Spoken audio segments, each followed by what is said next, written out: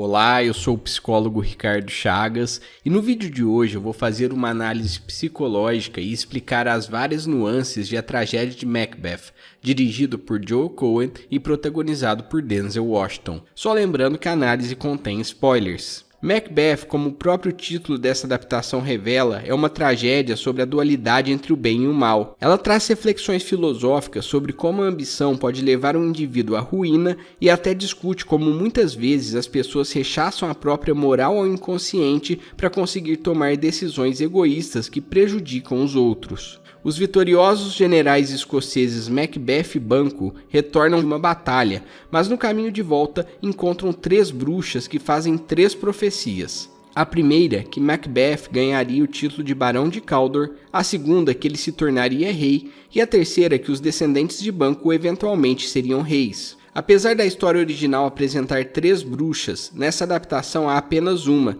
sendo que as outras 2 são seu próprio reflexo. Ela aparece em meio à neblina, em um cenário onírico e quase surreal. A minha interpretação é que a bruxa é uma representação dos desejos inconscientes do protagonista, já que o encontro ocorre logo depois de uma batalha da qual Macbeth sai vitorioso. Ou seja, naquele momento, ele se sente orgulhoso de seu trabalho e possivelmente merecedor de uma posição de mais prestígio e poder. Sendo assim, a bruxa revela seus desejos íntimos e inconscientes de ascensão ao trono. A terceira profecia, todavia, representa as eventuais inseguranças e incertezas do protagonista. Banquo é tão merecedor quanto ele próprio, afinal, os dois venceram a batalha juntos. Sendo assim, ele é uma ameaça inconsciente à ideia de que apenas Macbeth seria merecedor do trono. De certa forma, a profecia sobre o destino é uma espécie de ponderação das possíveis consequências de um ato que o protagonista já planejava executar, apenas não conseguia admitir para si mesmo. A bruxa também se transforma em corvos, que podem ser interpretados como a culpa que Macbeth carrega, sentimento que nasce junto da sua sede por poder. Mas voltemos ao ponto em que o protagonista, agora detentor do título de Barão de Cawdor, relata à esposa o encontro com a bruxa sobre o acerto da primeira profecia. Seduzida pelas possibilidades de poder, Lady Macbeth começa a confabular para que a segunda parte da profecia se cumpra o mais rápido possível. Nesse contexto, há uma inversão de papéis interessante entre o masculino e o feminino, ou, na linguagem de Carl Jung, entre o ânima e o animus. O ânima nada mais é do que os elementos femininos na personalidade de um homem, enquanto o animus é o contrário, ou seja, os elementos masculinos na personalidade de uma mulher. Segundo Jung, o homem projeta seu ânima em sua companheira, enquanto a mulher projeta o animus em seu companheiro. É importante ressaltar que o feminino e o masculino da teoria junguiana se distanciam do debate sobre gênero, sendo conceitos ligados às características dos arquétipos. O herói e a sombra, por exemplo, são considerados simbolicamente masculinos, enquanto a rainha e a mãe são, por sua vez, femininos. Na confabulação, Lady Macbeth assume um papel arquetipicamente masculino. Ela é ambiciosa, gananciosa e fria. O protagonista, por outro lado, assume características tipicamente femininas. Ele basicamente passa por uma crise de consciência, já que está prestes a matar seu soberano, o homem por quem lutou durante grande parte de sua vida. É interessante que, apesar de intimamente Lady Macbeth ter evidente o animus e Macbeth o ânima, suas personas ainda preservam os papéis sociais de gênero.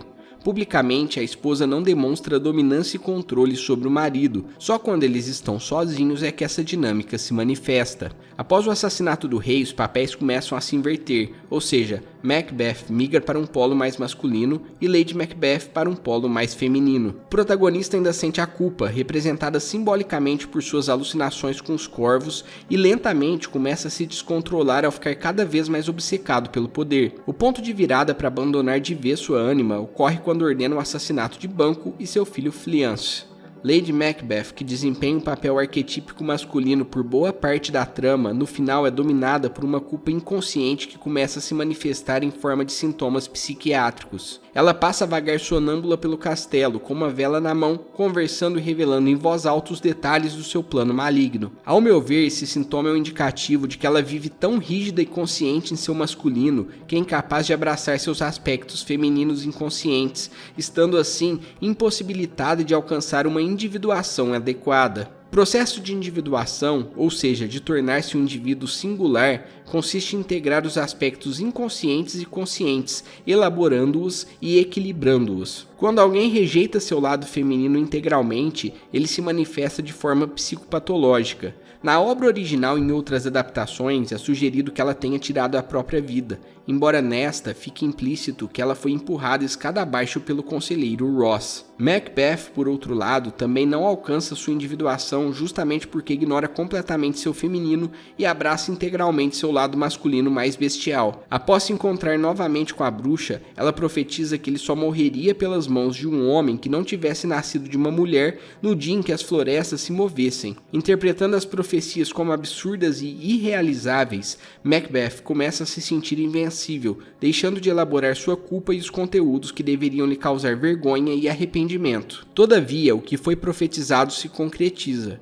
Apesar de não ficar claro nessa adaptação de Joel Cohen, Macduff, o assassino de Macbeth, nasceu de uma cesariana, o que pode ser interpretado como não nascer de uma mulher. Além disso, ao lado de Macduff e Malcolm, o exército se move disfarçando-se atrás de arbustos, uma alusão à profecia de que a floresta se moveria. No final, tanto Macbeth quanto sua amada Lady Macbeth são derrotados, incapazes de alcançar a típica individuação comum à maioria das histórias, em que o protagonista, mesmo falho, termina com algum arco de redenção. Mas não aqui. Perdidos em meio a essa dinâmica, marido e mulher sucumbem à fome de poder e morrem sem conseguir alcançar um self integrado, uma verdadeira tragédia sem possibilidade de redenção. Apesar dos protagonistas vencerem, a justiça é feita. Malcolm se torna rei e com a ajuda de Ross, o filho de Banquo sobrevive, deixando em aberto a possibilidade de futuros conflitos. E qual é a sua opinião sobre a tragédia de Macbeth? Responda aí nos comentários e além disso deixe um like para fortalecer o canal, cuide bem da sua saúde mental e até a próxima.